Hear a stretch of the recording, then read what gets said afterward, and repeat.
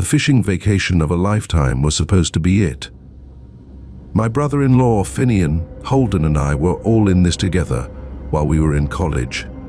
We had booked a lodge in Maine near Moosehead Lake with the money we had put together. Rumor had it that Finian might find an abundance of trout at a smaller, more isolated lake located a short distance from the main road. "Trust me, this place is a gold mine," he said again, although he remained mum about the source of the knowledge. You could feel your teeth rattling as you drove to the unmarked turnoff. Just being at the water was unnerving, lovely, with dense woods all around and deep, dark water. However, without sound. Suddenly quiet. There are no chirping birds, rustling bushes, or splashing fish to be heard. The atmosphere seemed to be holding its breath as well. Scary, isn't it? As he cast his line, Holden said. All Finian did was shrug. We need more fish now. Hours were spent fishing. Completely non-existent. Completely non-existent. The lake seemed desolate. Holden began to feel uneasy and made noises about how it felt odd. I attempted to find an explanation by pointing the finger at the season, the weather, or anything else. However, I felt a growing sense of discomfort in my gut. Then we beheld it, a weathered wooden rowboat partially submerged close to the far beach. We were too curious to let our fears prevent us from rowing over in our own boat. We discovered a rusting tackle box and a shredded fishing license within the decaying hull. The year 1957 was printed on it. "This is becoming strange," Holden said in a strained voice. A dented canteen, a pair of faded leather boots, and a campfire pit full of burned logs that seemed to be decades old were among the further artifacts we discovered strewn down the coast. The suspense was intensified with each new revelation. It seemed as if I had entered a spectral tale. The last straw was when Finian saw a little clearing covered with moss. A skeleton, partially covered by what seemed to be a fishing vest, rested against a nearby tree. It was next to a broken fishing pole. We remained silent. As the lake's stillness weighed heavily on us, we could do nothing except gaze. At that moment, a gust of wind sprang up out of nowhere, tearing over the lake, and a deep, melancholy cry sounded as if it had been there all along. Not caring about the things we had left behind, we scampered back into our boat and rowed quickly to shore. With the unnerving stillness of the lake receding behind us, we continued further without stopping until we were back on the main road. We made no return trip. Following that, we avoided discussing it at length. Among them, Finian froze up and wouldn't budge when asked where he'd heard about the lake. In my nightmares, I sometimes hear that melancholy lament, a constant reminder of the deserted lake and the fisherman who vanished without a trace. Story 2. Even though he seldom spoke, my grandfather Eldon enjoyed fishing. He taught me how to fish in Lake Champlain, which is near Burlington, Vermont, where we would travel every summer. The Wanderer, his weathered rowboat, was our haven. He owned it. Grandpa reeled in a large fish one evening as the sun began to set behind the Adirondacks. The line swayed and the rod twisted in two. He put on an air of serious concentration as he moaned with exertion. He managed to get it in close after a lengthy and intense battle. I peered over the edge, hoping to get a glimpse of a massive salmon or trout. On the other hand, nothing was present. As the line relaxed, the hook became exposed. With a perplexed expression on his face, Grandpa gazed toward the lake. "That's strange," he whispered. Just minutes after rebaiting and casting his hook in the same location, the outcome was identical. A strong pull, some resistance, and then nothing. The invisible fish pulled harder, and the struggle became more fierce each time this occurred 3 more times. What in tarnation? "Wow," Grandpa said, his voice hardly concealing his wonder. We returned to the same location the next night. Something similar occurred. After a fierce battle, the ghostly fish swallowed the bait and disappeared. Every night, this became second nature. Normally, so stoic Grandpa got fixated.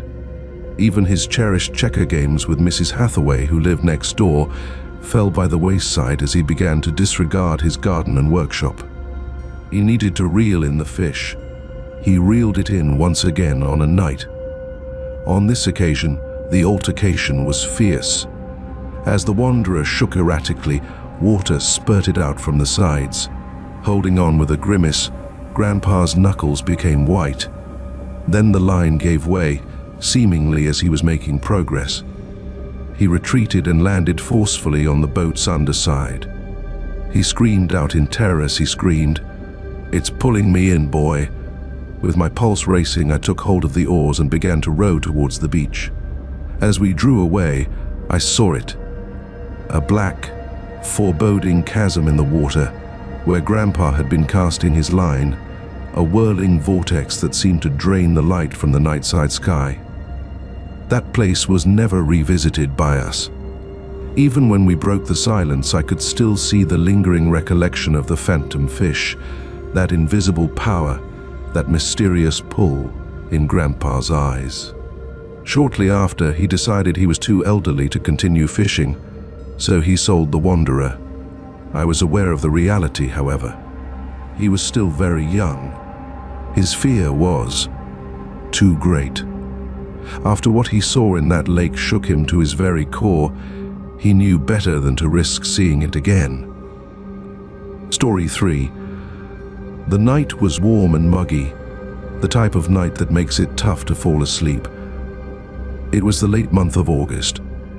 Corrigan, my cousin, and I made the decision to go night fishing on Caddo Lake, which is located near Uncertain, Texas. We were hoping to catch some fish. The lake is famous for the cypress trees that are covered in Spanish moss, which together provide an eerie and almost otherworldly ambiance, particularly after the sun goes down. While we were docked our little fishing boat next to a stand of these spectral trees, the air was dense with the odor of water that had become stagnant and vegetation that had decayed. The only noises that could be heard were the chirping of crickets and the rare croak of a bullfrog sometimes. After then, we were aware of it. There was a splash, with a distinct and obvious appearance, as if someone had dropped a giant rock into the water, but we were by ourselves. "What exactly was that?" Corrigan said in a hushed whisper, his voice firm. I gave a shrug out of an attempt to seem indifferent. "Most likely it's just a fish." There was still another splash a few minutes later, one that is closer, practically immediately behind us in the rear. We whirled around and looked into the murky water, but we could not see anything. As Corrigan spoke, his hand involuntarily reached for the flashlight. "Okay, this is creepy," he muttered of the situation. It occurred once more after that. There was a splash, this time to our left, and very immediately after that, there was another splash that was almost similar to the previous one.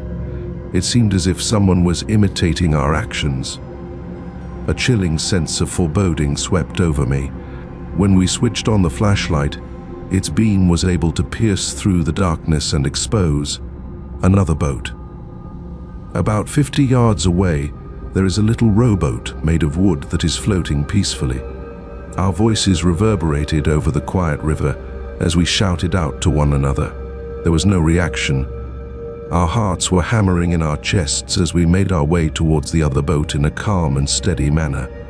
As we approached, we were able to see that it was ancient, worn, and devoid of any inhabitants. There were no fishing poles, no tackle box, and no other indication that anybody had ever been there. Then there was still another splash, one that is located directly next to our boat. We jumped into the water while flashing the torch into it, but we did not see anything. Without any disturbances, the surface was serene. Neither of us waited around for another splash to occur.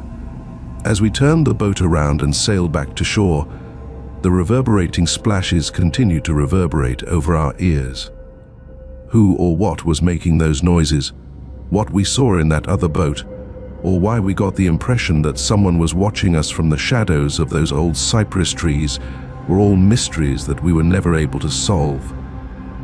I am just aware of the fact that we never returned to Caddo Lake in the evening. The recollection of that reverberating quiet, which was broken up by those splashes that could not be explained, was sufficient to keep us away.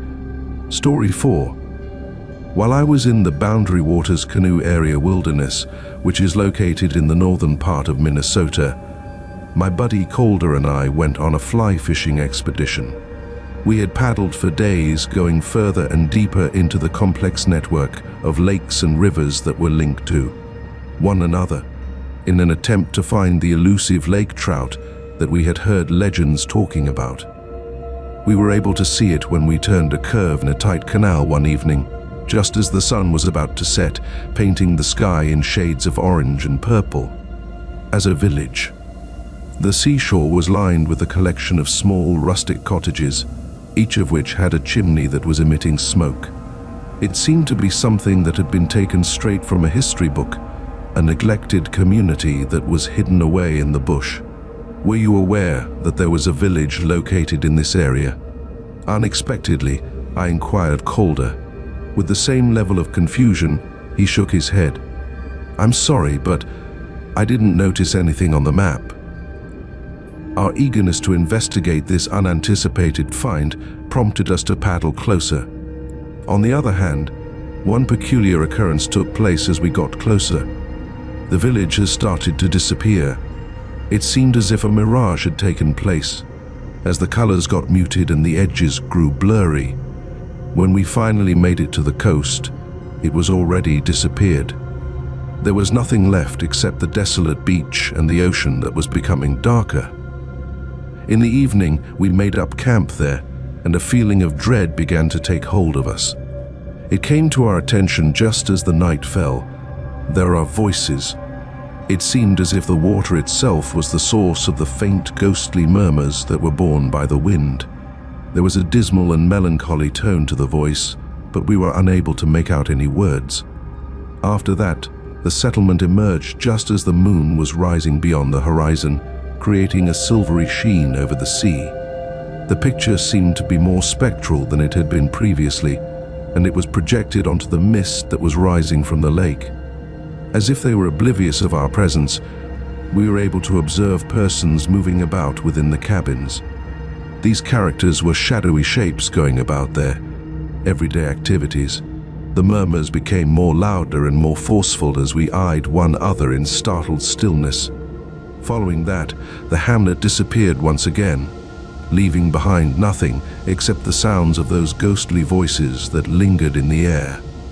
This occurred just as fast as it had returned. Our imaginations were flooded with the vision of that phantom hamlet as we paddled away as quickly as we could, packing up our tent and leaving as quickly as we could.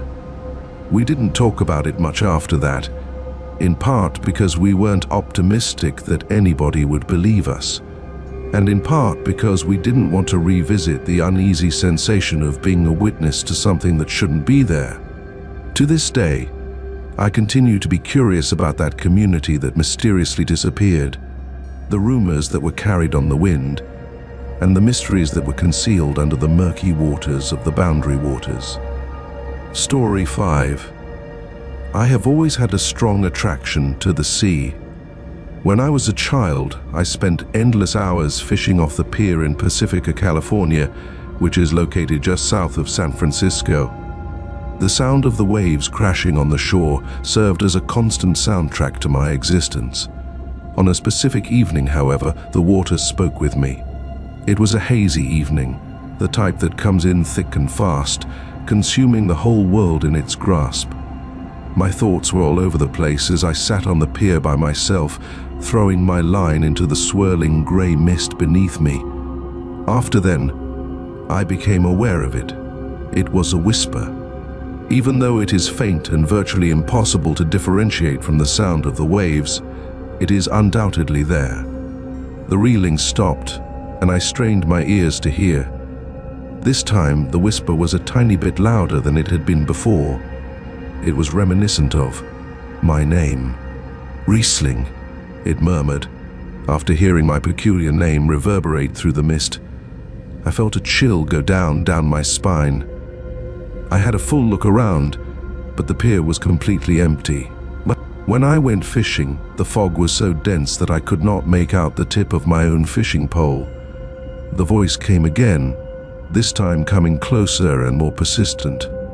Riesling, it said, you are aware of the accident, your sister and the others. My heart came to a standstill. The mishap that occurred. My sister, Ren, who had passed away as a result of drowning in the seas many years ago, a tragedy that had caused havoc for our family.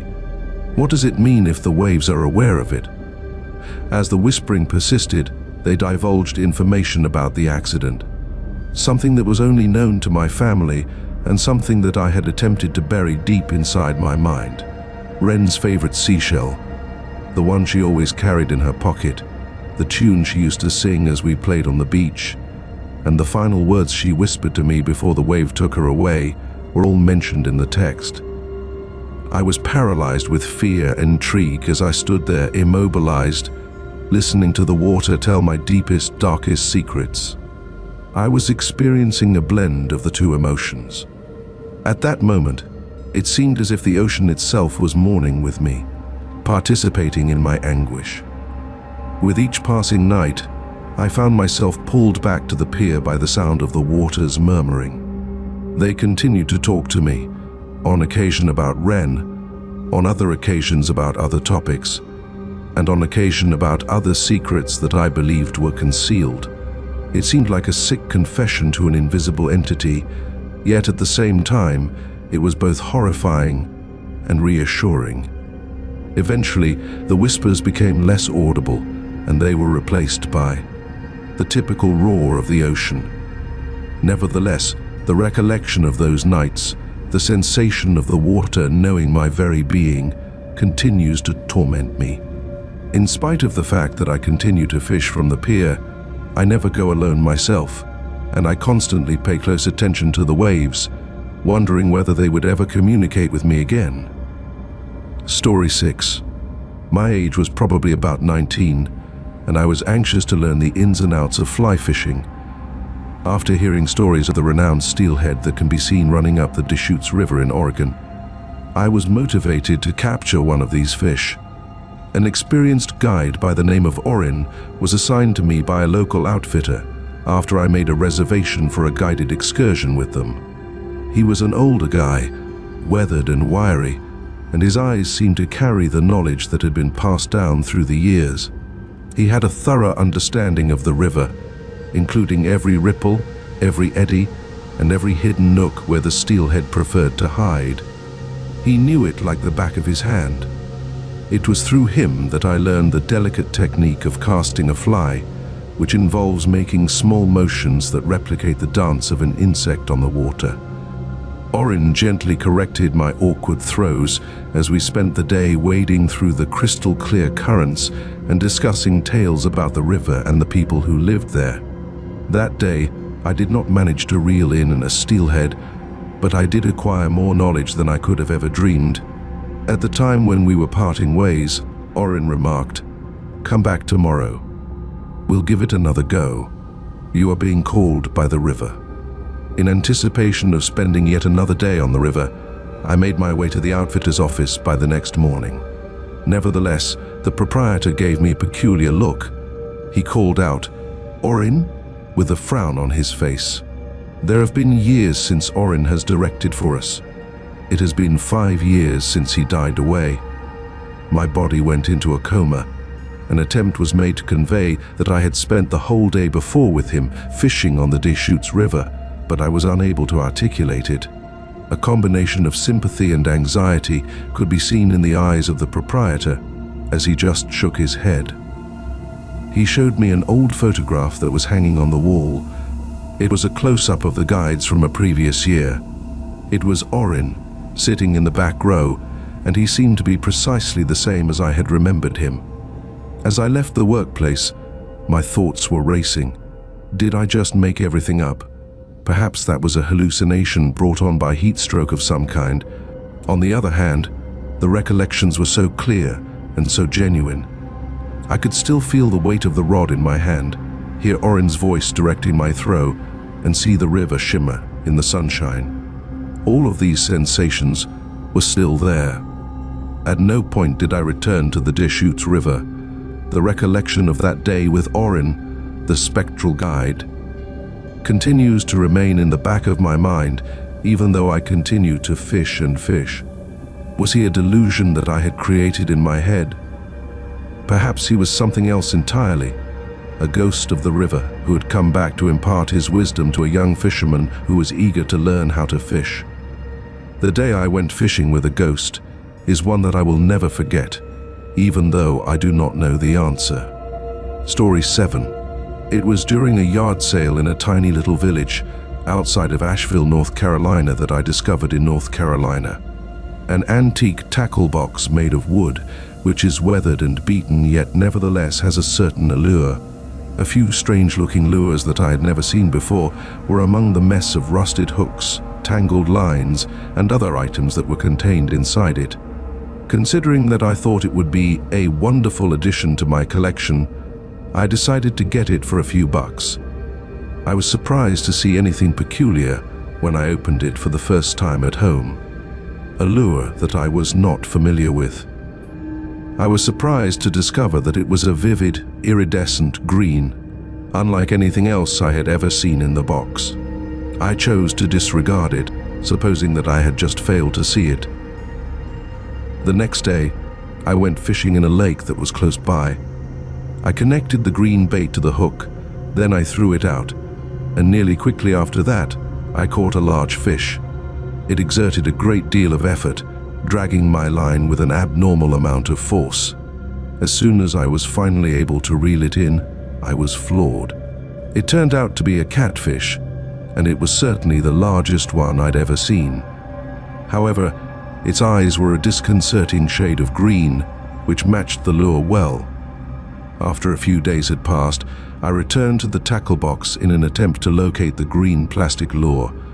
It had vanished. Instead of it, there was another lure that was foreign to me. This one was a dark purple that pulsed. Exactly the same thing took place. I was successful in catching a fish, this time a largemouth bass, which had eyes that were the same shade of purple as the bait. A pattern resulted from this. Whenever I opened the tackle box, a new lure would take its place, and each one was more peculiar than the one that came before it.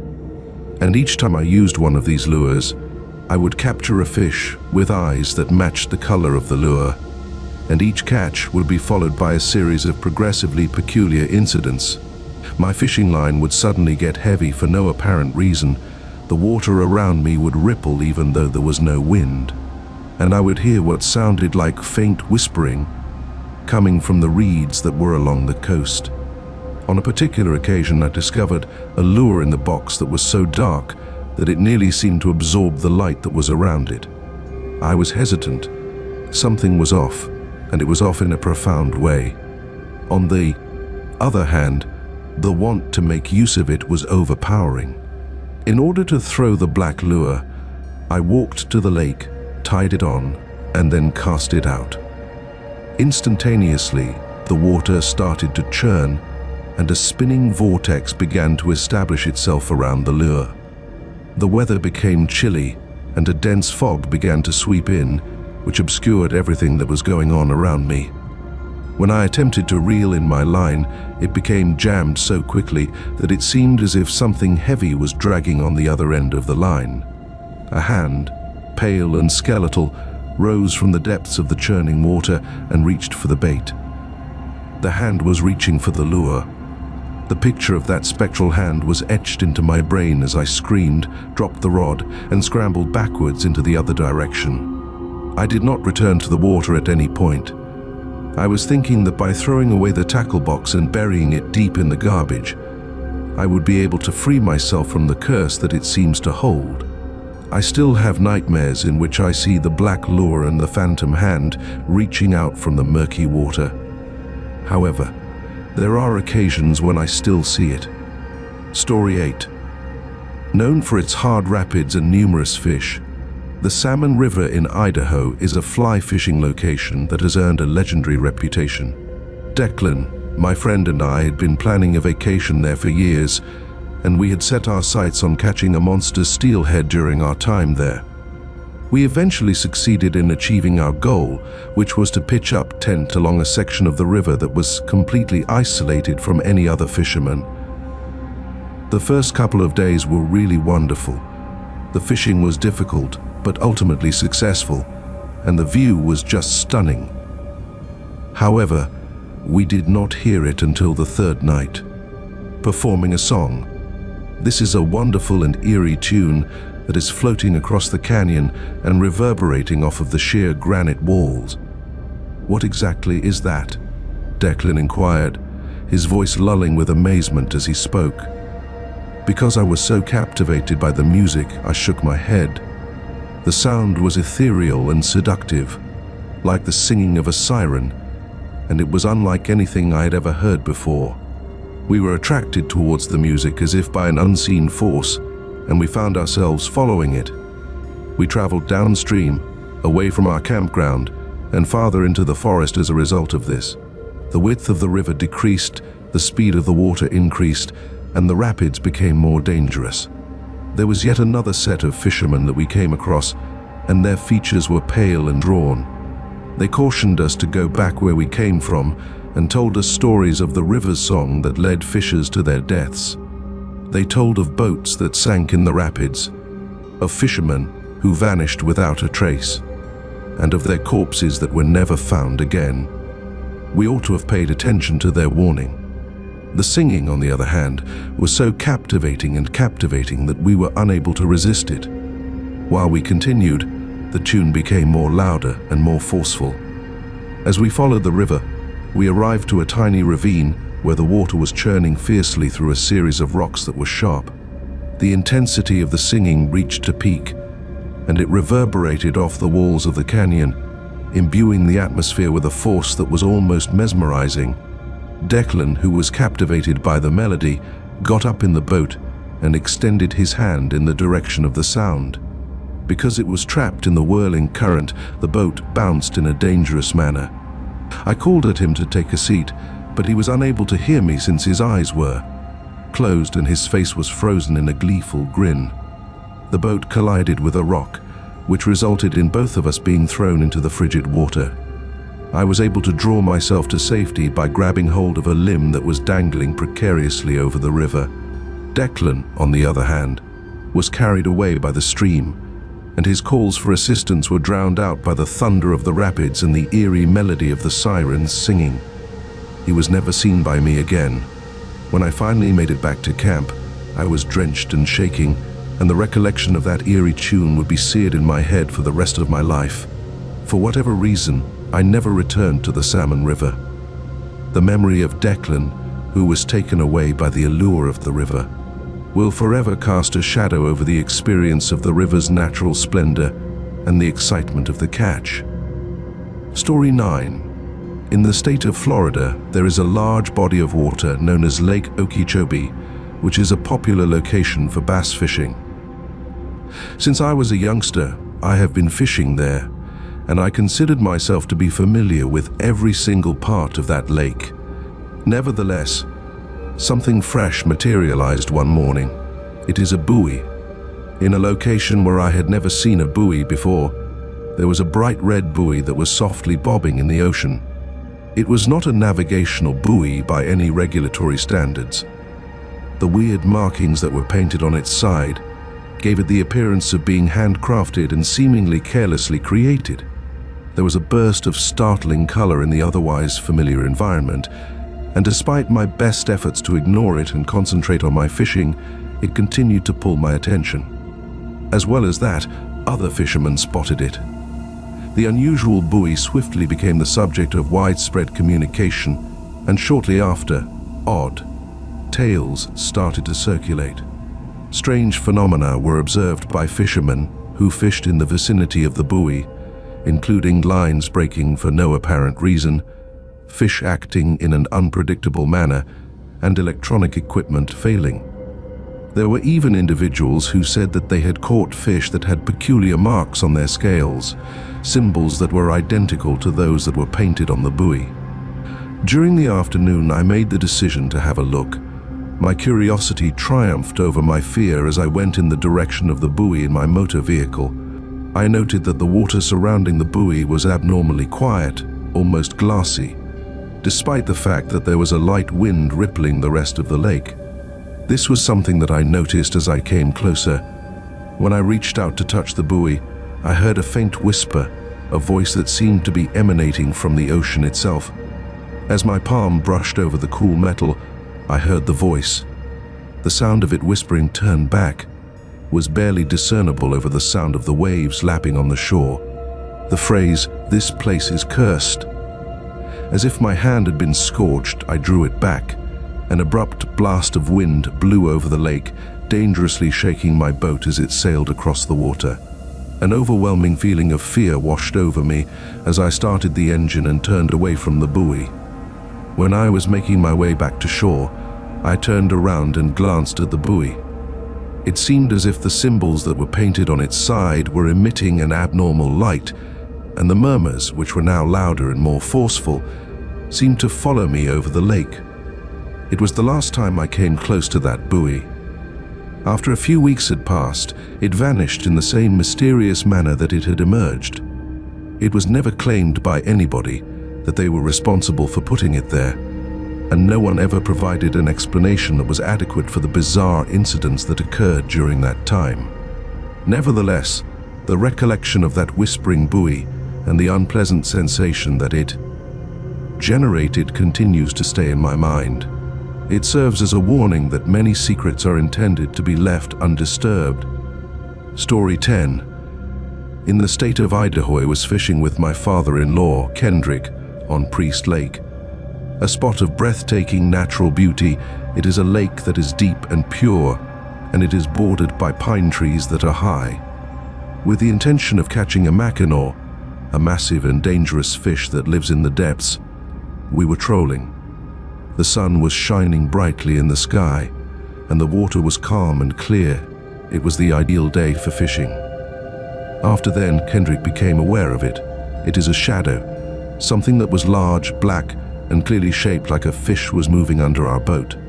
Then he pointed and said, "Look at that. The mackinaw must be a monstrous creature." As we watched the shadow go around the boat, we were awestruck by its enormous size, which was unlike anything we had ever seen in the lake. We attempted to entice it to come in by using a variety of baits and placing it at a variety of depths, but it showed little interest. Simply put, it continued to circle, and with each passing moment, its presence became more unnerving. At that moment, as we were getting ready to move to a new location and beginning to reel in our lines, the shadow passed precisely under the boat, obstructing our route ahead of us. Our attempts to navigate around it were unsuccessful since it matched our every motion and remained exactly underneath us. The enormous magnitude of it now became a source of real anxiety. What exactly is that thing? Tension could be heard in Kendrick's voice as he spoke in a hushed whisper. We did our best to flee the shadow by increasing our speed, but it managed to keep up with us. Its shadowy shape was evident through the clear water, and it maintained a steady presence that was terrifying.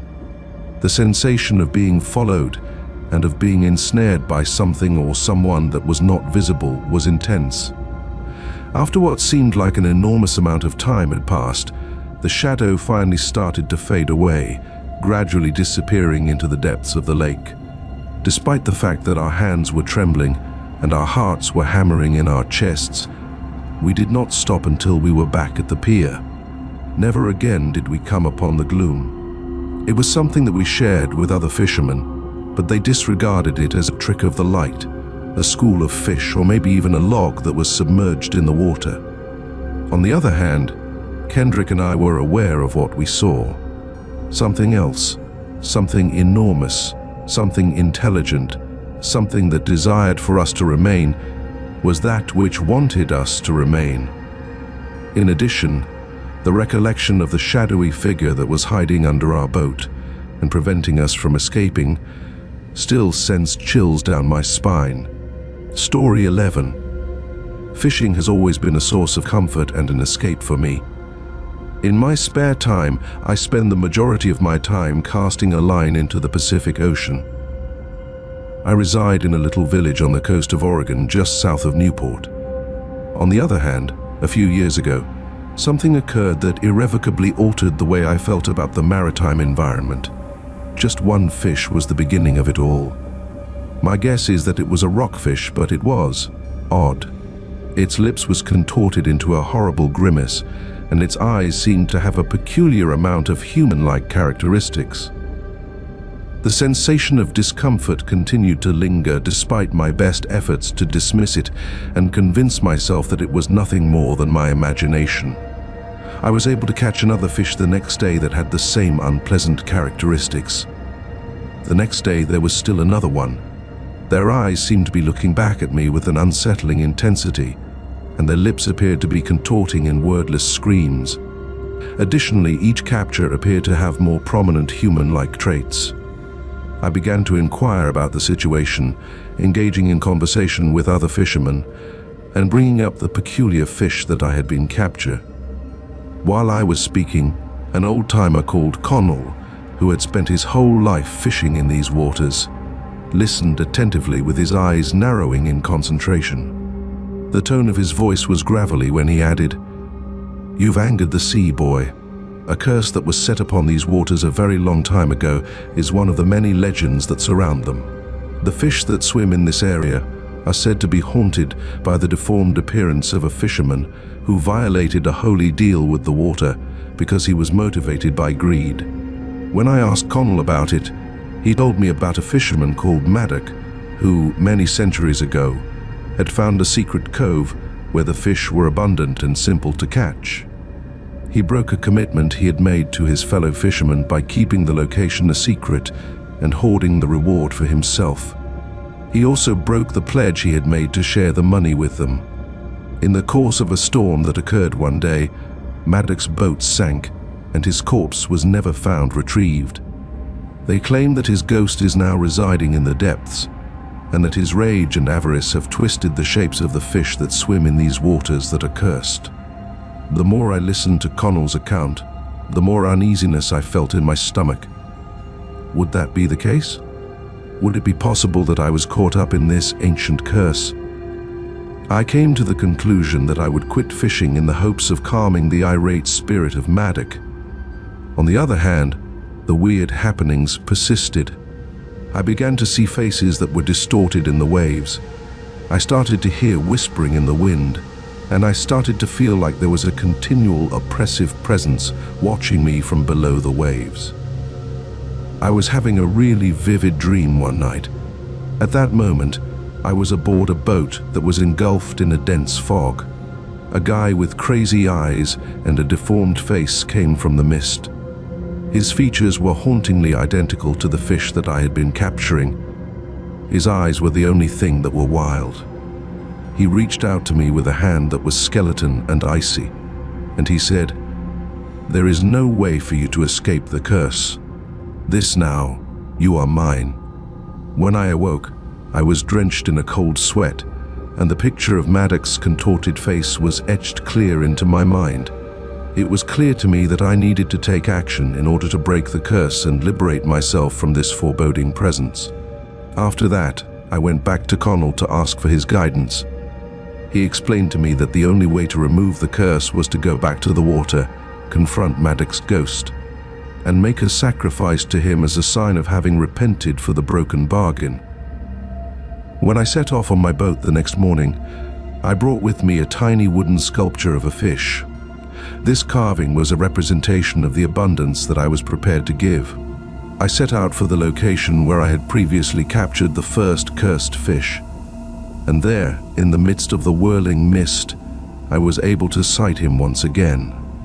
His face distorted in misery, Maddock's spectral apparition appeared before him. It was a quiet request for forgiveness that I made by throwing the sculpture into the water. The apparition looked at me for a few period, his eyes becoming more kind and the frown that had been on his face gradually disappearing. After then, he disappeared into the mist with a sigh that seemed to reverberate over the whole ocean. The affliction was not broken. The weird incidents came to an end. The murmurs were less audible, and the nature of the fish that I caught reverted to its typical state. A newfound appreciation for the ocean and its wonders, as well as a profound comprehension of the repercussions of avarice and broken promises, have led me to continue fishing, but I do it with a fresh passion. The memory of Maddox's cursed catch serves as a continual reminder of the power of the sea and the significance of obeying the ancient pacts that have been established along its coast. Story 12. There was a modest fishing cottage that belonged to my grandpa Stellan, and it was located on the banks of Lake Winnipesaukee in New Hampshire. Even though it was a basic cottage with floors that creaked and a furnace that burned wood, it was filled with memories that would last a lifetime. Since Dad had gone away a few years ago, I have been in charge of the cabin. There was a little dock that extended out into the lake and was located behind the cottage, even though it was a simple construction consisting of little more than a wooden platform that was held up by pilings. It was our go-to fishing site. During our time there, we would spend a considerable amount of time fishing, having conversations, and watching the sun set over the mountains. I awoke one morning to see that the dock had been removed, without leaving any traces behind. Despite the fact that the pilings were still there and protruding out of the water, the platform itself had vanished, giving the impression that it had just disintegrated into the air. I was puzzled by that. It was impossible to tell what had occurred since there were no indications of damage, no debris floating in the water, and nothing else. I questioned the neighbors, but nothing out of the ordinary had been seen or heard by them. It was as if the dock had stopped existing for no apparent reason. In the hopes of discovering some kind of answer, I investigated the cabin. A box containing ancient diaries, which were handwritten chronicles of Stellan's life on the lake, was discovered by me at the back of a closet that was covered in dust. I was flipping through the brittle pages when I came across an entry that caused my blood to run cold at the same time. It was written by him that the dock is gone again, and the date indicated that it was an entry from more than 50 years ago. This is exactly how it was when I was a little lad. According to my father, it was the work of the lake ghosts, who were upset that they had been disturbed. According to him, we are required to provide them with a gift, a sign of respect, in order to alleviate their anger. I continued to read, and as I did so, I came across entries that were identical across the diaries, which spanned decades.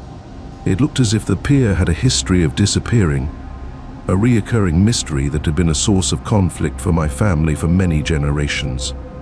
Each time it vanished, Stellan's father and his father before him would execute a peculiar ceremony. He would present a gift to the lake, which included a handmade fishing lure, a bottle of excellent whiskey, and a piece of family jewelry.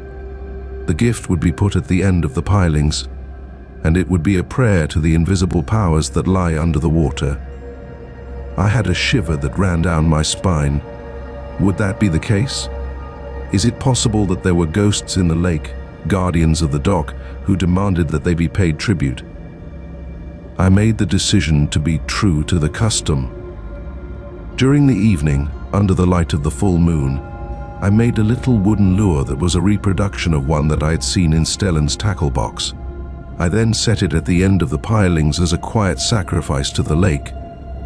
I walked down to the coast the next morning, my heart thumping in my chest as I made my way there. Moreover, there it was. It seemed as if nothing had occurred. The dock was back where it had been before. The planks of wood were wet and coated in a thin film of mist, giving the impression that they had just risen from the sea just before. After that, I never again saw the dock disappear. The lake continues to be a source of fishing for me, but I do it with a deeper appreciation for the secrets that it holds. However, I am unsure as to whether or not there are in fact ghosts in the water, or if it is just a peculiar natural phenomena. a peculiarity of the ecology of the lake. However, I maintain the custom by presenting a little present to the lake on an annual basis. This is a sign of respect for the invisible powers that watch over the disappearing pier, and it serves as a tacit agreement between me and the depths of the water. Story 13. A lake known as Beaver Lake may be found deep inside the Ozark Mountains of Arkansas. This lake is famous for its crystal clear water and robust fish population. Despite the fact that it is a lovely and peaceful location, it conceals a mystery that has been a source of annoyance for me for many years. Over the course of one evening, my buddy Ronan and I went fishing there. We had moored ourselves in a peaceful cove, and the moon was shining a silvery light over the lake outside. Aside from the odd chirp of crickets coming from the forests that surrounded our boat, the only noises that could be heard were the soft lapping of waves on the hull of our vessel. After then, we were aware of it. Laughter is heard. The sound was crystal clear and precise, and it reverberated across the lake. Despite the fact that there were no children in the vicinity and no other boats on the lake, the sound was reminiscent of the light and carefree laughing of a kid. "Are you sure you heard that?" The tone of Ronan's voice was tinted with anxiety as he muttered. As my heart started to beat faster in my chest, I gave a little nod. The laughing returned, this time coming from a closer distance, and it seemed to be coming from the middle of the lake. Despite turning on our floodlight and searching the murky water, we were unable to find anything. The sound of laughing persisted, reverberating off the hills in the area, becoming more louder and more forceful. Something darker, more mocking, and even evil was now coming out of the sound of laughing. It was no longer the innocent laughter of a kid. We were motivated to investigate the source of the sound by a combination of terror and curiosity, and we started the engine and went in that direction. The sound of laughing became more audible as we moved closer to the center of the lake, which was spiraling about us and filling the atmosphere with an eerie presence. After that, we witnessed it. Under the light of the moon, a little rowboat was seen drifting gently. It seemed to be ancient and deserted, with its paint flaking off and its wood seeming aged and gray. It seemed as if the boat itself was the source of the laughing. It was as if it were alive, teasing us with its spectral joy. As we approached the rowboat with caution, our flashlight illuminated the inside of the boat, which was desolate. There was no evidence that anybody had ever been there, including the absence of oars and fishing equipment. The sound of laughing, however, continued to reverberate from inside the hull, as if it were confined there and waiting to be freed. There was no sensible explanation for the rowboat, despite the fact that we went around it multiple times in an attempt to discover one. We were overcome with a feeling of dread that we were unable to shake, and the laughing, which had become a terrible cacophony, appeared to even pierce our very souls, with the reverberating laughter following us across the lake, mocking our attempt to escape. We turned our boat around and departed without a trace. We didn't stop until we were back on land, and even though the sound was gradually disappearing behind us, the memory of that night, which included the eerie laughter that reverberated in the boat that was empty, lingered. A nighttime visit to Beaver Lake was never something we did, a terrifying reminder of the invisible presence that lurks under the surface, waiting to trap any who dare to walk into the water after dark. The memory of that haunting laughter will forever poison the beauty of the lake and the peacefulness of the setting sun. This memory will forever keep the lake and the setting sun from being really beautiful. Story 14. And vintage fishing gear collection is my passion. In an effort to unearth long-lost gems, I visit antique stores, flea markets, and internet auctions. In a business that was so ancient and dusty that it was located in Boothbay Harbor, Maine, I came across a true treasure a few years ago. The image was a snapshot, a print with a sepia tone that depicted a guy joyfully holding up a gigantic striped bass, a fish of legendary proportions. In the photograph, there was a guy who stood out. He had a thick mustache that looked like a handlebar, a face that had seen better days, and eyes that appeared to shine with the excitement of the catch. It was a real monster of the deep, the striped bass that he held, and it was easily twice as big as any other bass that I had ever seen. I was so fascinated by the guy and his fantastic catch that I decided to purchase the image. As a means of gaining further information on him, I presented it to other fishers. I went into detail about his distinguishing characteristics, the size of the fish, and the region where the photograph seemed to have been shot.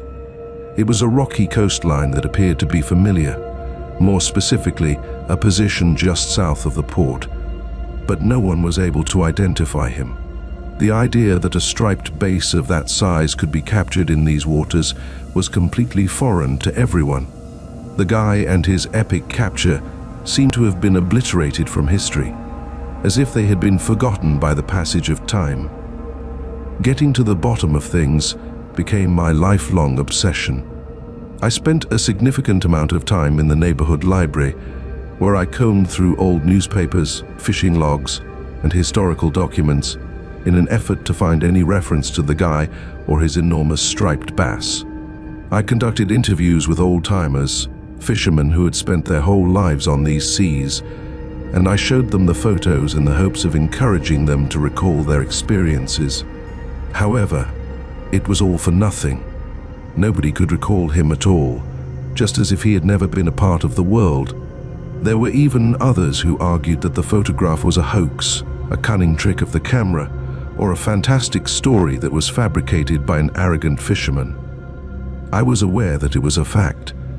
I was persuaded that the photograph recorded a true moment, a victory over the water, because of the way the man's eyes looked and the genuine pride that was evident in his face. At some point in time, I made the decision to go to the location where the photograph seemed to have been shot. A rhythmic roar could be heard coming from the waves as they crashed on the coast of the picturesque cove, which was encircled by jagged rocks. During the time that I was standing there and staring out at the ocean, I had a peculiar feeling of familiarity. It was as if I had been there before, as if I was acquainted with this location. After then, I became aware of it. The letters MC and the year 1897 were carved into the surface of a massive rock, and the development of lichen on the rock nearly completely obscured their visibility. It is written on the back of the image that the same year was taken. My search included the region around the rock, and I discovered it concealed behind a heap of floating wood, a gloomy metal container of modest size. Upon inside, I saw a fishing lure that was unlike any other I had ever seen. It was a hand-carved wooden plug that was tucked up amid a bed of dried seaweed. The guy in the shot was using the identical bait that was being used here. I was holding the lure in my hand, which served as a physical connection to the long-lost fisherman. The identity of this great fisherman is still a mystery to me, as is the complete narrative behind his capture. However, I am aware that he was a real person. He was a real person. It is a monument to the everlasting appeal of the sea and the secrets that lay buried under its waves, that his narrative is waiting to be unearthed out there, somewhere in the depths of the ocean. Story 15. The Chesapeake Bay, which is located in Maryland, has a long history of being a fishing spot for my family. From father to son, we have been fishing and crabbing in these waters for many generations, passing on the knowledge and customs that we have learned thus far. On the other hand, there is a tale, a secret that is passed down from generation to generation, that is told about the full moon and the peculiar patterns that it left on the fish. Our family had a long-standing custom of going fishing whenever the moon was in its full phase. Under the strong light of the moon, my Uncle Brennan always stated that the fish were more active and more likely to bite. But in addition to that, he cautioned us about the marks, which were peculiar symbols that sometimes showed on the scales of the fish that were caught during a full moon. Up to the point that I saw it for myself, I was doubtful and thought it was just an old wives' tale. When we were out on the bay one night, the full moon was hanging in the sky like a silver coin, and the light from the moon was shimmering on the water around us. During the course of the evening, we were able to successfully catch a continuous stream of rockfish and croaker. After that, I brought in a fish, a considerable rockfish, and when I held it in the light of the moon, I was able to see it. A sequence of symbols, complex designs that were unlike anything I had ever seen, were carved into its scales, such that it seemed as if they had been chiseled by an invisible hand. I presented it to Brennan, and he gave a gloomy nod in response. "The moon's touch," he made a whispered remark. "It's a sign, a reminder of the old ways," the speaker said. He related the tale to me, which is a myth that has been handed down through our family for 4 generations. In return for a bountiful harvest from the sea, he brought up old pagan rites that were carried out on the beaches of the bay. These rituals included the making of gifts to the moon goddess. According to him, the signs that were found on the fish were a blessing from the goddess and a manifestation of her favor. However, there was a more sinister element to the narrative that was also there. In his speech, Brennan discussed fishermen who had disregarded the moon, who had taken more than their fair share, and who had poisoned the oceans. His statement was that the marks on the fish may alternatively be interpreted as a curse, a warning from the goddess, or a manifestation of her wrath. During the time that I was listening to Brennan's tale, I felt a mixture of terror and intrigue. The marks on the fish, which had previously been only a source of fascination, now bore a more profound significance. They were a link to a previously unknown past, a reminder of the power of the moon and the ancient powers that control the water.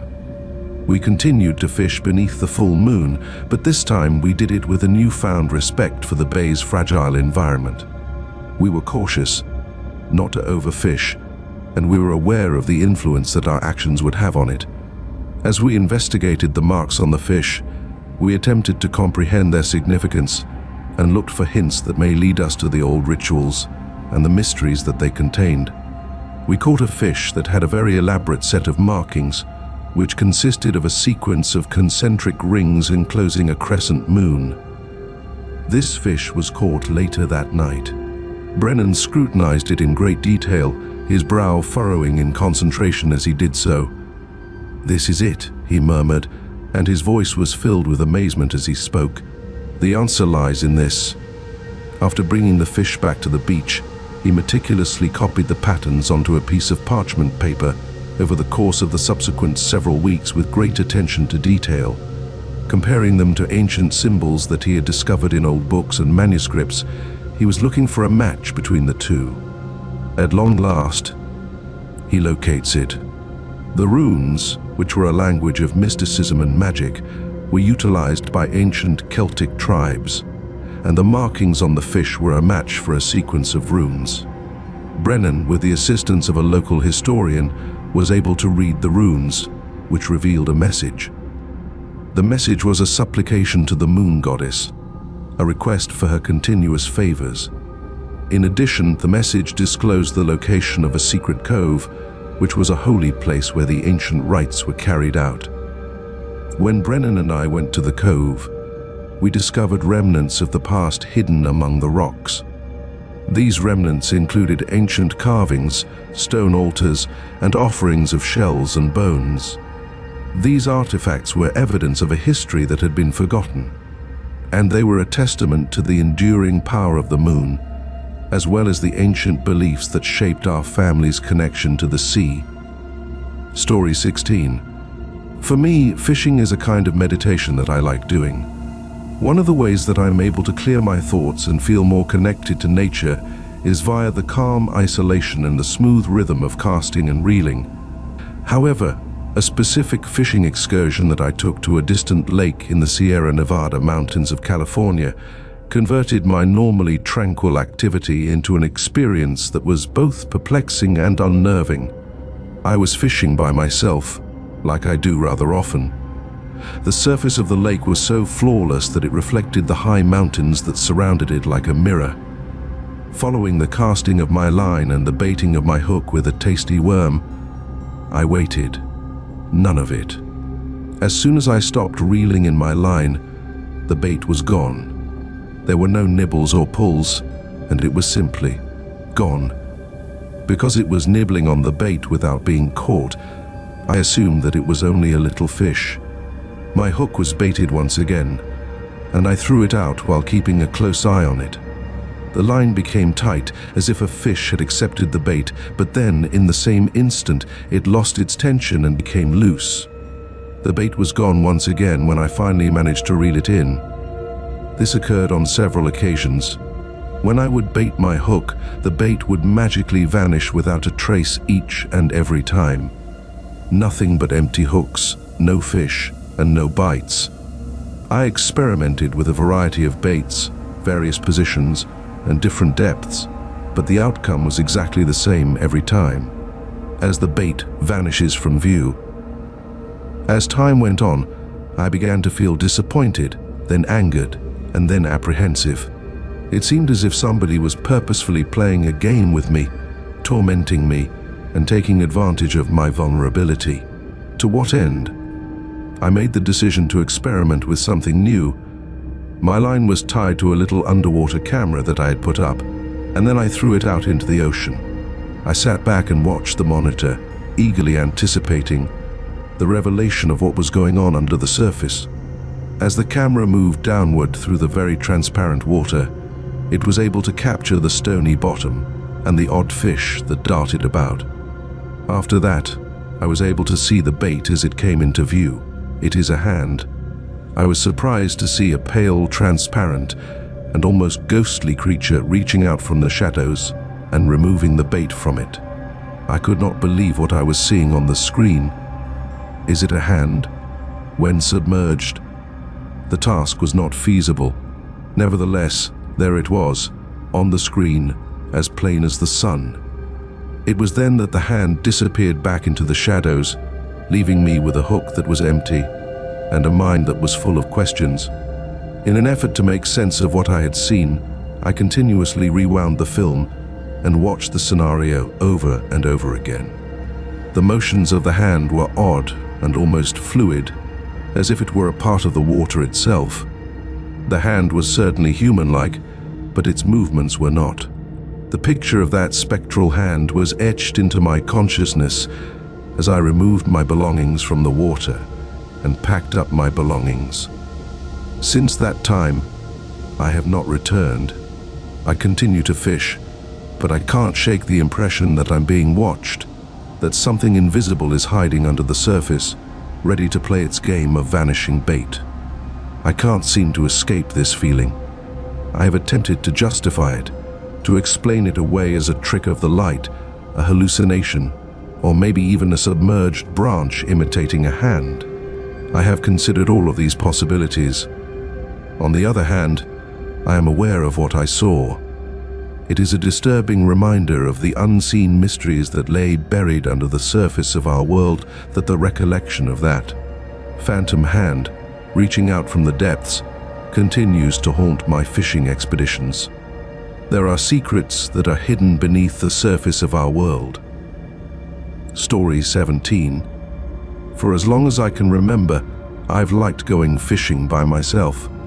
A feeling of peace and serenity may be experienced when one is alone on the water, surrounded by nature. This provides a sense of calm and quiet. However, there was one journey in particular that changed my pleasant seclusion into a harrowing brush with the unknown. This trip was to a little lake that was tucked high in the Rocky Mountains of Colorado. Reflecting the snow-covered mountains that surround it, the lake seemed to be made of glass. While I was fly fishing from my float tube, I was gently floating down the beach and throwing my line into the water that was very clear. A day that was ideal for fishing was one in which the sun was warm on my face and the air was fresh and clean. After then, I became aware of it. This is my own reflection. I could see it staring back at me from the surface of the sea. Nevertheless, there was a problem. Very incorrect. My moves were not being imitated by my mirror either. To give the impression that it was looking for something, it was moving on its own, with its head twisting and its eyes exploring the water. My heart was hammering in my chest, and I was dubious of what I was witnessing. I froze on the spot. There was a moment of contemplation. A long and skeleton finger of its pointed in the direction of something that was located under the surface of the sea. I turned my attention to its stare and peered into the depths, but I did not see anything. In spite of the fact that the water was completely transparent, there was nothing in it. The reflection then broke into a grin, a slow, terrifying grin that stretched over its face, causing its features to distort into a mask that was horrific by appearance. My body jerked back in shock, and I kicked my fins in an attempt to get away from the picture that was floating in the water. The reflection, however, followed me about. Despite this, it continued to point, and its finger was now pointing me in the direction of the danger that was hidden under the surface. As the grin became wider, rows of pointed teeth that were sharply pointed emerged. Fear took hold of me. The mocking grin on the mirror grew wider with each stroke that I took as I paddled desperately towards the beach.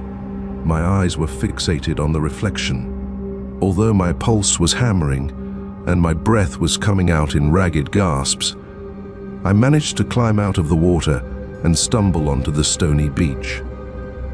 After turning around to look at the lake, I saw that the reflection was disappeared.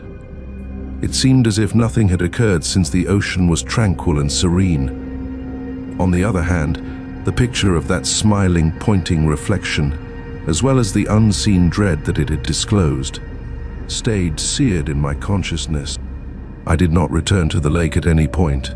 I still fish, but I steer clear of waterways that are isolated from others, and I always cast a watchful look at my reflection, wondering if it will ever betray me again, if it will ever disclose the hidden dangers that are lying under the surface, waiting to catch the fisherman who is not paying attention.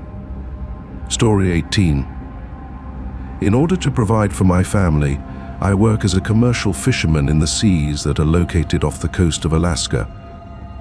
Although it is a challenging profession that requires me to work long hours in difficult circumstances, I am compelled to do it because it is in my blood. My father was a fisherman, and his father had been a fisherman before all of them. The ocean is our existence, our legacy, and our means of subsistence. In the course of bringing in our nets one day, we managed to snag something substantial. It was neither a rock or a fish, rather, it was something else entirely. Slowly and gently we winched it up, and when it emerged from the depths, we were able to see whatever it was. It was an old fishing net that was twisted and tattered, and it was coated with barnacles and algae.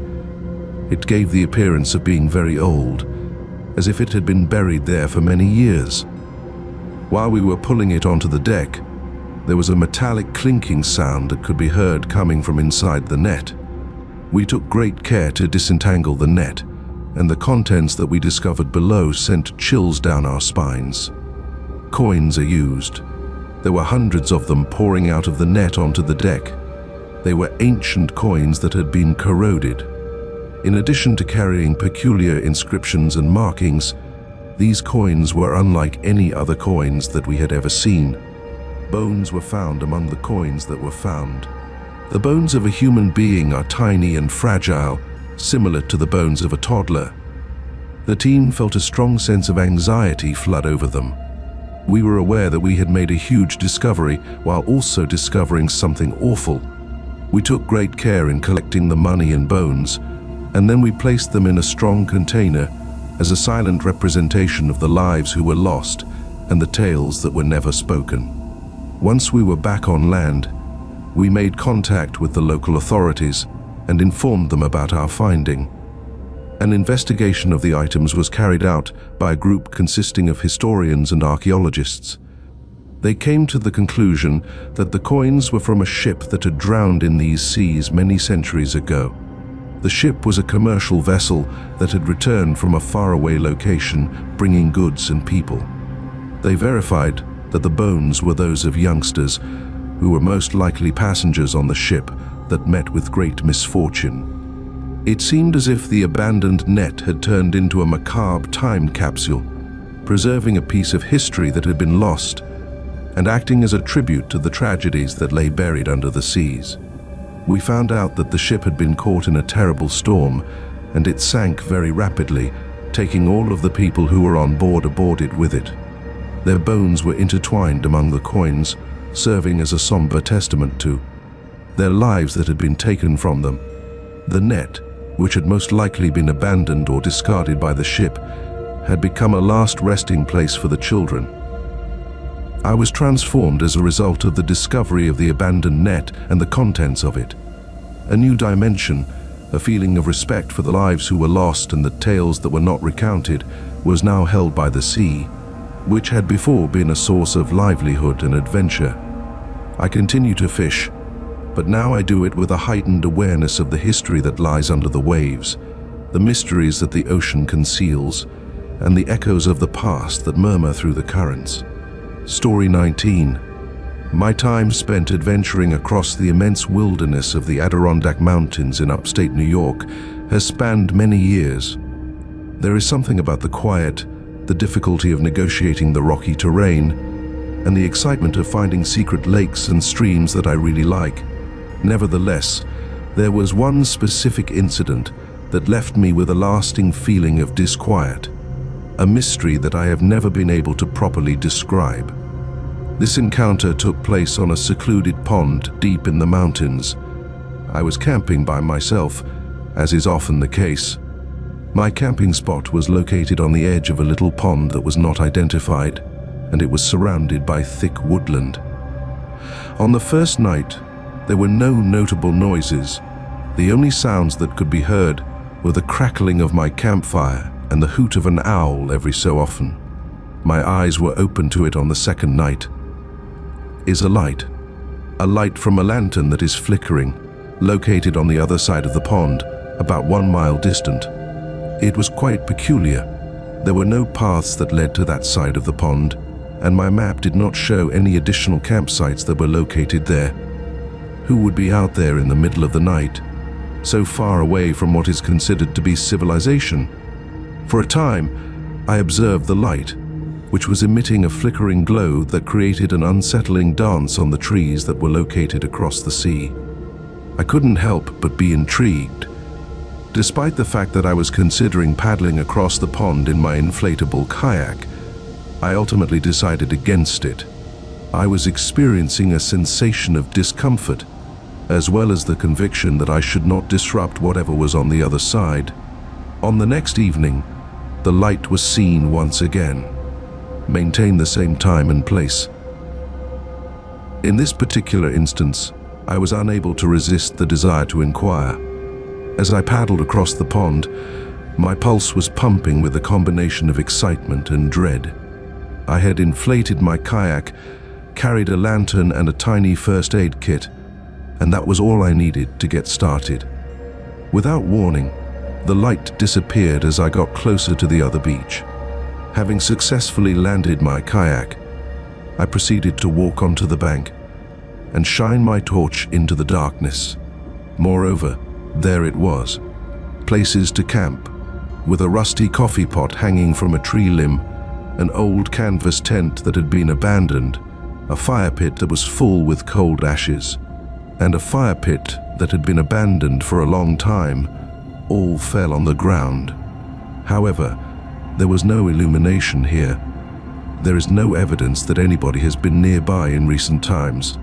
It seemed as if the campground had been deserted for decades, or maybe even for a longer period of time. While I was seeking for clues, I investigated the region, but I did not find anything. Just the traces of a long-forgotten presence, a specter of a campfire that had been extinguished for a very long time. My thoughts was racing as I paddled back to my campground. As I paddled, who had been present then? What in the world has become of them? Moreover, What was the origin of the light that was emanating from the lantern? Over the course of the subsequent several years, I made many trips back to the pond, always with the intention of discovering the solution to the puzzle. There was never a satisfying answer that I was able to find, despite my extensive exploration of the surrounding forests, conversations with other campers and hikers, and examination of historical documents and maps. The light from the flickering lamp could never be seen again. But the recollection of that deserted campsite, the feeling of a presence that was just beyond my grasp, continues to haunt me. It is a reminder of the unresolved questions that continue to linger in the wilderness, the mysteries that are buried in the shadows of the old mountains. Story 20. Throughout my whole life, I have spent my time working as a lobsterman off the coast of Maine, following in the footsteps of my family's previous generations. The scent of salt air, the rhythm of the tides, the screams of the gulls, and the sea itself are all things that remind me of home. The sea is in my blood. However, there is one location that I do not visit, and that is a tiny cove that is tucked away amid the rocky islands. A location in which the only thing that can be heard is the eerie ringing of a bell that is submerged into the sea. When I was a little lad, I went fishing with my grandpa, and that's when I first heard the bell. When we were hauling in our traps, we were moored in the cove when we heard a deep, resonant tone that resonated across the water. It seemed to originate from the depths of the ocean itself. "The bell," my grandpa murmured, his face becoming pale as he spoke. "It's really a bad sign." He related to me the story of the underwater bell, which is a tale that has been handed down from generation to generation of fishermen. It was thought that the bell was a warning, a symbol of oncoming disaster, and a harbinger of storms, shipwrecks, and lives that were lost. It was supposed that the bell was the voice of the sea, expressing its sorrow for those who had been taken by it. For me, it was nothing more than a superstition, an old wives' story meant to terrify youngsters. However, during the course of my life, I have been exposed to occurrences that have caused me to reconsider my skepticism. When I heard the bell, I knew that something terrible was about to happen. There would be an unexpected storm, a boat would capsize, and a fisherman would get disoriented while out at sea. When I was fishing in the cove by myself one day, the bell started to become louder and louder. I felt chills go down my spine when I heard a deep, sad voice that reverberated through the ocean itself. I did not waste any time in bringing my traps in, starting my engine, and beginning my journey into open water. The sky became black, the wind rose up, and the waves started to pound against my boat. As I made my way out of the bay, all of these things occurred simultaneously. The fierce storm that had arrived over me threw my little craft about like a toy. Fearing for my life, I struggled against the waves, my heart thumping in my chest as I pushed against them. I was able to make it through the storm and make it to the port, where I was safe, just as the waves started to calm down. The faces of the other fishermen, who were crowded together on the docks, were etched with horror as they told their own individual terrifying experiences. It was stated that all of them had heard the bell, which was the warning that came from the depths. I did not return to the cove at any point. The recollection of the undersea bell, with its eerie toll that predicted impending doom, was sufficient to prevent me from being there. Despite the fact that I continue to fish, I pay close attention to the hushed sounds of the ocean, the subtle shifts in the currents, and the foreboding quiet that comes before bad weather. And anytime I hear a bell in the distance, a hollow, resonant tone that reverberates through the water, I immediately turn my boat around and go for safer waters. I do this because I respect the old power of the sea, and I pay attention to the warning that comes from the depths. Story 21. There is no better place for fishermen than the Florida Keys. Clear waterways that are alive with fish, bright sunlight, and a vista that seems to go on forever may be found. I've been fishing in these waters for years, and I've always been looking for the challenge of catching a trophy fish and the excitement of making a catch. On the other hand, one specific capture, a fish that was unlike any other I'd ever seen, brought in a curse rather than a gift. It was a grouper, and it was enormous. It was easily twice as big as any other grouper I'd ever caught.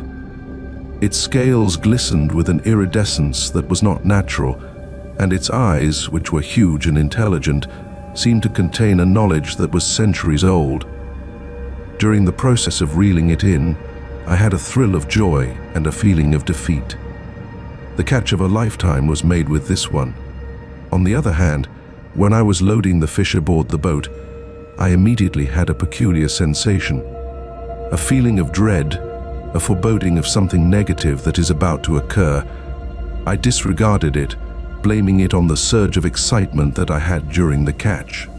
Upon releasing the grouper, I took a moment to admire its size and beauty as it returned to the depths of the water. Not long before it vanished into the blue ocean, I became aware of something that was shimmering on the deck of my boat. As a scale. The big grouper has left behind a single scale that has an iridescent appearance. I took the scale in my hands. Its surface was silky smooth and pleasantly cold to the touch. I pocketed it as a remembrance of my remarkable catch, and I placed it in my pocket. My good fortune shifted the next day. More fish than I had ever caught in a single day were captured by me as I continued to reel in fish.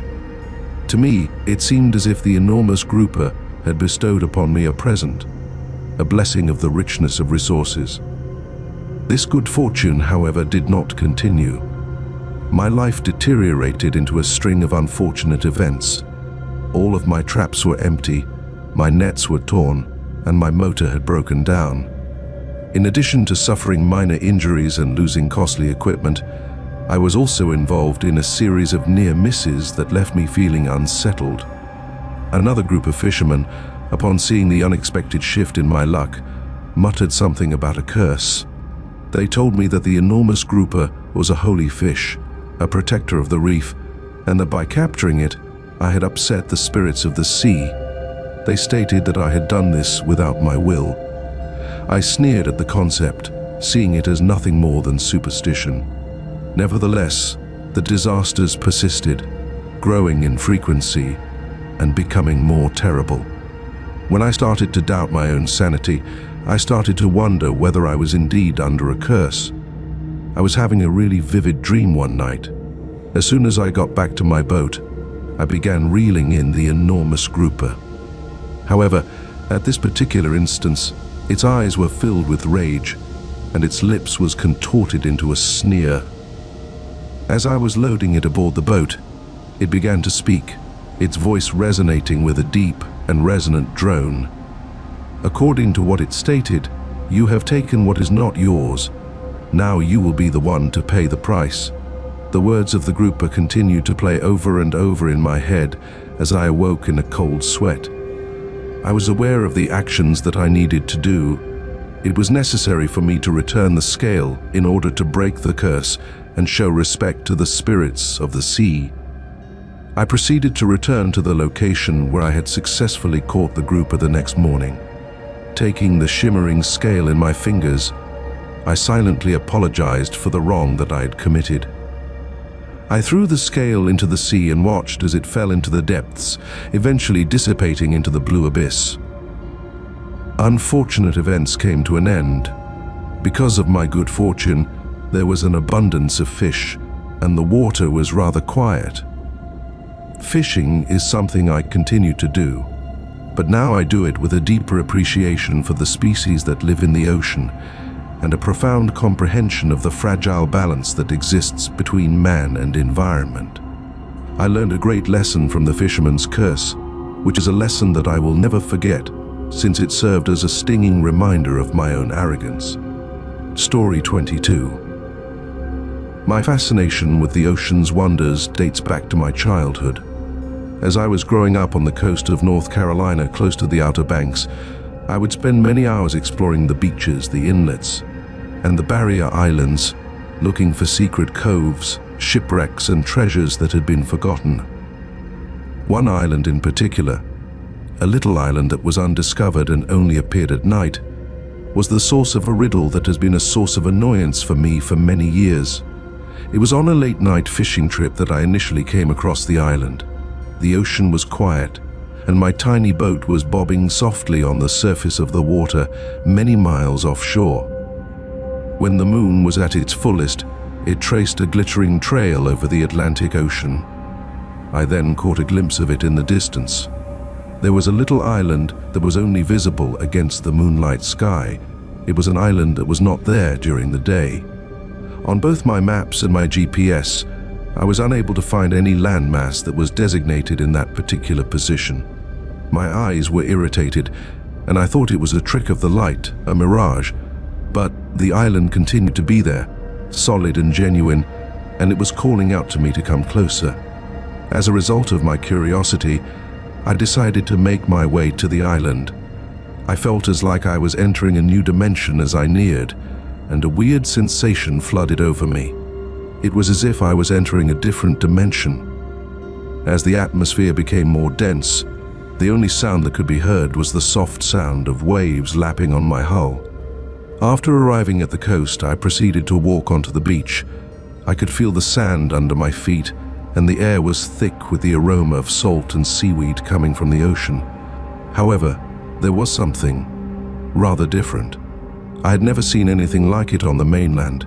The trees were higher, the foliage was thicker, and the colors were more bright than anything I had ever seen.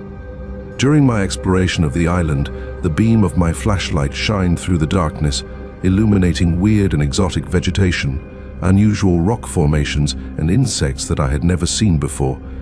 I felt as if I had traveled through time and into a planet that was from the primordial era. After then, I became aware of it. There are voices. I was unable to comprehend the language that was being spoken in the faint whispers that were borne on the wind. Following the sound, I proceeded further into the core of the island, my pulse thumping in my chest the whole time. As the murmurs became more audible and definite, I immediately became aware that they were emanating from a group of individuals who were gathered around a fire. Both of their faces were painted with elaborate motifs, and they wore unusual attire that was reminiscent of the past. While they were chanting, their voices were rising and falling in a regular tempo, and their eyes were riveted on the flames. From the shadows, I observed them, captivated by the peculiar ritual that they were doing. I had the need to talk to them and find out more about them, but I was prevented from doing so by something, a sensation of impending peril, as well as the impression that I was trespassing on something holy. As the first rays of dawn made contact with the horizon, the island started to become less visible. The colors became less vibrant, the contours became more hazy, and the voices became more indistinct until the island and all of its residents disappeared entirely, leaving me to float alone on my boat inside the vast expanse of the ocean. A number of times I looked for the island once again, but I was never successful in finding it. A short peek into a different period and a different reality, it only emerged at night, only under the light of the full moon. It seemed like it was from another world. It is the memory of that night, the disappearing island, and the enigmatic people who lived there that continues to haunt me. It serves as a reminder of the hidden worlds that exist just beyond our vision, the secrets that the ocean conceals, and the mysteries that are waiting to be uncovered. Story 23. For as long as I can remember, the old fishing net has been hanging in the shed that belonged to my grandpa. He used to fish in the Gulf of Mexico off the coast of Texas, and this twisted and dusty relic is part of his collection. The thing was never even touched by him, much alone utilized. It seemed to be concealing some terrible secret, since it was draped over a wooden beam and appeared to be enveloped in darkness. After the passing of my grandpa, I was given the shed and all of its contents as an inheritance. Despite the fact that I was inclined to get rid of the old net, I couldn't help but be drawn to it. It was a real connection to my grandpa, to his existence on the sea, to a period and a way of life that was quickly disappearing. It was more than just a fishing net. It was a concrete link to my grandfather, On a certain evening, I removed the net from its perch with the intention of cleaning it up and maybe even use it as a decorative element. While I was in the process of untangling the knots, I became aware of something peculiar. The net had a sense of life. It made a low, buzzing sound that came from its depths, and it pulsed very slightly under my fingertips. After then, I became aware of it. It was a whisper, a faint sound that is barely inaudible yet is undeniably there. It seemed to originate from the net itself, a voice that was born by the air that tasted of salt and stuck to the fibers of the net. While my heart was racing in my chest, I came to a halt and listened attentively. This time, the whisper was a tiny bit louder than it had been before. It is a name, the name of a male. It hushed as it said, Caleb. Unbeknownst to me was the actual name. When I tried to recollect whether or not my grandpa had ever mentioned somebody called Caleb, I scoured my memory, but I was unable to come up with anything suitable. My mind was playing a game on me, and I disregarded it as nothing more than a trick of the wind. But the rumors continued to circulate. Whenever I made contact with the net, I was able to hear a name. Different names, always male, always murmured with a feeling of urgency, as if the net was trying to tell me something, to transmit a message from beyond the dead. The names were always male. I began looking into the names by searching through ancient newspapers, looking through genealogy records, and looking through marine databases. It came as a complete surprise to me when I found out that each name was connected to a fisherman who had worked and lived in the same coastal village as my grandpa. These guys had all perished at sea, and their corpses were never found. It seemed as if the net was a storehouse for their lost voices, their dying murmurs that had been borne on the wind from the water and kept in the twisted strands of the net. But why is that? Can you tell me about the relationship between the net and these fishermen who went missing? I was tormented by a single name, which was uttered to me more insistently than the others. The voice of the net would be laced with a combination of grief and caution as it spoke. Ethan? Look out for Ethan. During my investigation, I found out that Ethan had been my grandfather's closest companion. He was a talented fisherman who had disappeared at sea many years before. Because of the devastating impact of his abduction, my grandpa became reclusive and was plagued by feelings of guilt. Although he had never discussed the events that transpired on that day, I was certain that the death of his buddy had left a significant burden on his spirit. I came to the realization that the whispering net was more than simply a remnant from the past. It was a channel through which the unwritten tales of the ocean, the voices of those who were lost under the waves, might be passed on. It served as a poignant reminder of the precarious nature of life, the might of the ocean, and the unbreakable links that exist between friendship and loss. Story 24. As I made my way to my preferred fishing area, the ancient wooden pier groaned because of the weight that I was carrying. With the first rays of dawn coloring the sky in shades of pink and orange, Lake Superior, in all of its immensity and misery, was laid out in front of me. I had been going to this location for years, lured by the peace and quiet of the early morning hours, the possibility of making a decent catch, and the possibility of catching a glimpse of something remarkable every once in a while. As I was putting together my fishing rod that morning, I became aware of a person standing at the other end of the pier. His fishing pole was bent low, as if he were engaged in a battle with a large fish. The fisherman was silhouetted against the rising light. After a few periods of observation, I found myself admiring his technique, the skill with which he played his line, and the manner in which his body moved in perfect unison with the rhythm of the waves. While he was engaged in the age-old ritual of man versus fish, he seemed to be completely unaware of my presence. When I'd done prepping my equipment, I went over to the angler in the hopes of starting a discussion with him, and perhaps picking up some fishing tips from someone who was also fishing. Nevertheless, as I went closer, I became aware of something peculiar, that which is worn by anglers. It was retro, even antique, and looked like something that had been taken straight from a history book.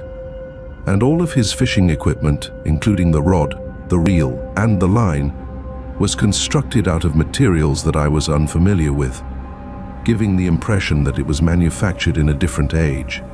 I was hesitant, and a feeling of discomfort began to take hold of me. Despite the fact that he was still ignorant of my presence, the fisherman continued to fight the fish that he could not see. His motions were fluid and elegant, but rather ethereal. I went a few more steps closer, and when the sun burst through the clouds and shed a golden glow on the pier, I was able to make out his face. It had been exposed to the elements and had become worn, bearing the marks of a life spent on the ocean. Nonetheless, his eyes were empty holes, and he stared back at me with an intensity that was devoid of everything. My pulse was racing in my chest, and a chilling sense of fear washed over me as I staggered back away. The angler, or whatever it was, slowly turned its head, its attention fixated on me, and a deep, melancholy sigh from its lips. The sound seemed to reflect the old anguish of the lake itself. The angler moved its head slowly. I couldn't wait to go on to see more. As I turned and fled, my feet pounded on the wooden boards, and the picture of the spectral fisherman was etched into my head. My body was shaking with anxiety, and I continued to run until I reached my vehicle. My breath came out in ragged gasps, and I became more terrified. Despite the fact that I never saw the spectral fisherman again, the recollection of that meeting continues to torment me. Despite the fact that I continue to fish, I never go fishing by myself. I always approach the old wooden dock with a sense of trepidation, my eyes scanning the shadows, my ears attuned to the whispers of the wind, and I half expect to see the ghostly angler, his fishing rod bent low, forever battling the unseen fish in the depths of Lake Superior. Story 25. The wooden planks of the ancient fishing pier creaked beneath the weight of innumerable tales, lost hopes, and the unrelenting march of time. The pier extended out into the mist-shrouded waters of San Francisco Bay like a skeleton finger until it reached the shore. Having been attracted by its melancholy beauty, the raw strength of the ocean, and the whispered stories of weird happenings that lingered to the salt-laden air, I had been pulled to this location ever since I was a little child. I was experiencing a similar need for solitude and introspection when I found myself attracted back to the old pier on a misty day. This yearning tugged at my deepest spirit. The screams of gulls and the smell of saline were strong in the air, and the rhythmic crash of waves against the pilings provided a pleasant backdrop to the distant buzz of the city. With the familiar weight of the sinker tugging at my rod, I threw my line into the swirling grey nothingness and waited for it to take hold from there. On the ancient pier, time appeared to stretch and warp, where minutes seemed to merge into hours and the outside world seemed to fade into insignificance. Then, I became aware of a pull on my line. Something that was unlike anything I had ever experienced before, a powerful and persistent tug. In preparation for the substantial resistance that a huge fish would provide, I braced myself and reeled in slowly and cautiously. However, the line continued to grow. I felt as if I were dragging in the ocean itself as I walked from one yard to the next, apparently without end. I was pulled by an unknown power to see what was at the end of the line, despite the fact that my arms were hurting and my hands were burning. Unfortunately, I was unable to convince myself to stop. Strange items started to emerge from the depths while I was reeling from the experience. A child's doll with a porcelain face that was cracked and gazing, a rusty anchor with its flukes covered in barnacles, and a leather-bound book with pages packed with fading ink and calligraphy that was impossible to read were all items that were found. There was a feeling of history, of loss, and of lives that had been lived and lost beneath the shadow of the golden gate that was instilled in each different thing. It was as if the bay itself was divulging its mysteries, providing me with glimpses into its watery cemetery of dreams that had been lost. The queue continued to grow, and the artifacts became more peculiar and scary as time went on. A tarnished trumpet with its mouthpiece still carrying the impression of lips that have long since disappeared. A wooden prosthetic limb with worn leather straps that tell stories of a life spent on the verge of adversity. And a silver locket that had a strand of hair and a fading portrait of a young lady. An increasing sensation of discomfort began to take hold of me as I came to the understanding that I had discovered something that was beyond my grasp, a power that was both ancient and unknown. The line, which was no longer a fishing line but rather a communication channel to the past, continued to unwind, until its conclusion was inaccessible for all time. It became clear to me that I needed to escape as the night became darker and the fog became more dense. My hands were shaking when I cut the connection, and the sound of the snap reverberated through the quiet like a gunshot. I walked away from the old pier that night with my thoughts spinning and my spirit trembling, despite the fact that I was tormented by the recollection of the unending catch, the artifacts that screamed stories of lives lived and gone, and the understanding that some secrets are best left undisturbed, some depths are better left unplumbed. I never went back.